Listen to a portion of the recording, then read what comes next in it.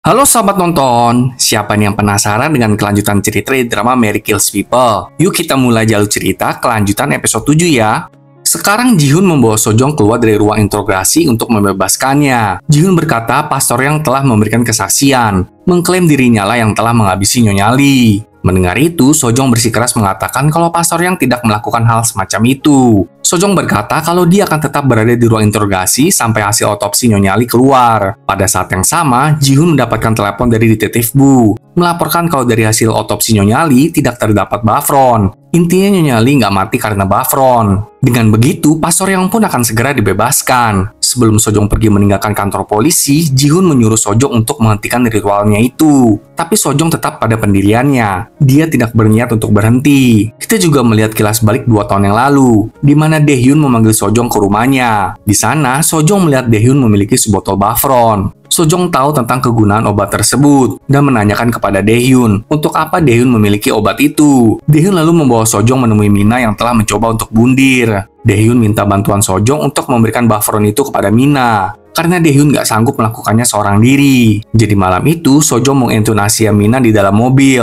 Itulah kali pertama mereka melakukan hal ini. Kembali ke masa sekarang. Di malam hari saat Sojong sedang praktek, perawat UGD memberitahu Sojong kalau saudara kembar Yena yang bernama Gonsu lagi dirawat di rumah sakit tersebut. Karena itulah Sojong menemuinya. Gonsu menceritakan kepada Sojong kalau dirinya mengidap penyakit terminal dan waktu hidupnya hanya tinggal 3 bulan lagi. Namun Yena tidak tahu tentang hal ini. Gonsu juga mengaku telah tidak sengaja mengetahui tentang kerjaan Yena bersama Sojong. Tapi Gonsu nggak menyalahkan mereka, karena Gonsu mengerti prinsip kerja mereka. Maka karena itulah Gonsu mendatangi rumah sakit tempat Sojong bekerja, agar Sojong juga bisa memberikan Gonsu euthanasia. Tentu saja Sojong terkejut dengan permintaan Gonsu. Keesokan paginya, Gonsu kembali menemui Sojong. Ia memohon kepada Sojong untuk menyetujui permintaan eutanasianya. Tapi Sojong berkata kalau Yena harus mengetahui dan harus menyetujui hal ini. Barulah Sojong akan melakukannya. Namun saat Sojong hendak pergi dari sana, Gonsu tiba-tiba jatuh ambruk karena penyakitnya kambuh. Siang harinya, Sojong menemui Yena di rumah sakit sosial, mengatakan kebenaran tentang Gonsu serta permintaan eutanasianya. Mendengar itu, Yena sangat terkejut dan terpukul. Intinya, Yena nggak mengizinkan Gonsu untuk dieuthanasia. Nah, giliran kalau keluarga sendiri yang minta dieuthanasia nggak dikasih kan?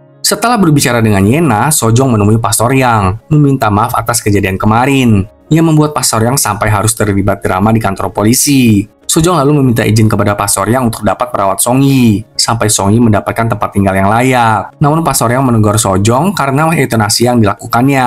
Pastor Yang mencoba memperingatkan Sojong kalau masalah mati hidup itu di tangan Tuhan. Tapi Sojong kembali menyebutkan kalau yang dilakukannya bukanlah kejahatan. Sementara itu di kantor polisi, tim Ji-Hoon mendapatkan informasi tentang penyelundupan narkoba yang akan tiba di lokasi tertentu. Namun detektif Bu mengatakan kalau Taesung melarang tim mereka untuk pergi, mengklaim informasi itu adalah informasi palsu. Mendengar itu, Ji-Hoon tetap bertekad untuk pergi ke lokasi tersebut. Di rumah sakit sosial, Sojong bertemu dengan Dae-hyun yang sedang bersama dengan Song-yi. Sojong lalu mengajak Song-yi untuk dapat tinggal sementara bersama Sojong serta kedua ponakannya. Sojong juga memberitahu Dae-hyun tentang masalah Gonsu serta Yena. Kemudian, Yena menemui Gonsu yang sedang bersiap untuk dipulangkan. Yena mengatakan kalau dirinya sedang mencari tempat perawatan yang terbaik untuk Gonsu. Tapi Gonsu ingin agar Yena menghentikan perawatannya, karena Gonsu udah capek dengan semua ini. Mendengar itu, Yena menjadi marah. Dia tidak ingin Gonsu menyerah sekarang, lalu pergi meninggalkan Gonsu. Malam harinya, Gonsu mendatangi Yena di rumahnya. Gonsu memeluk Yena dan mereka berdua pun berbaikan kembali. Yena meminta maaf karena telah marah kepada Gonsu tadi di rumah sakit. Namun Gonsu memaklumi semua tindakan Yena. Gonsu berharap mulai sekarang Yena bisa melakukan semua hal yang disukainya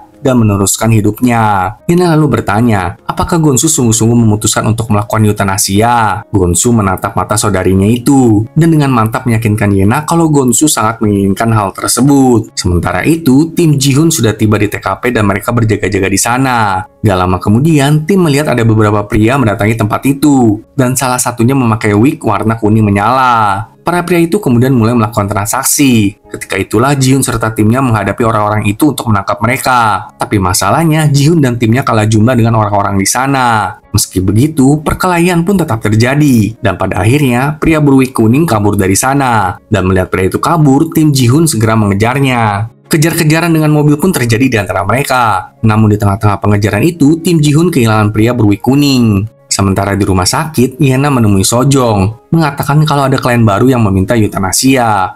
Sojong mengatakan kalau sekarang mereka sedang kehabisan obat. Yena memberitahu Sojong kalau klien ini adalah saudara kembarnya, yang sangat putus asa menginginkan eutanasia ini. Mendengar perkataan Yena, Sojong menyadari betapa sulitnya Yena menerima permintaan Gonsu itu. Sojong lalu menceritakan tentang bagaimana ibunya meninggal, dan bagaimana Sojong harus merelakan ibunya untuk pergi selamanya. Awalnya Sojong mengira kalau ibunya adalah orang yang egois, yang hanya memikirkan dirinya sendiri untuk mati. Namun setelah ibunya udah nggak ada, Sojong melihat di lemari pakaiannya ada 2 kotak besar yang telah ibu Sojong tinggalkan untuk Sojong. Itu adalah stocking dan pembalut wanita, yang mengartikan kalau ibunya selama ini sangat memikirkan Sojong. Dia tetap bertahan hidup sampai Sojong dewasa, agar pada akhirnya siap meninggalkan Sojong. Ibu Sojong meninggalkan surat yang tertulis, "Maafkan ibu, ibu mencintaimu." Sojong memberitahu Yena, mungkin saja selama ini Gonsu bertahan menghadapi penyakitnya karena Gonsu khawatir meninggalkan Yena sendirian. Seharusnya kita sebagai keluarga tidak membuat mereka mengkhawatirkan kita. Yena pun setuju dengan perkataan Sojong. Sedangkan Ji-hoon, dia dan tim polisi berada di sebuah danau, di mana tim penyelam sedang mengeluarkan sebuah mobil yang tenggelam di dasar danau tersebut.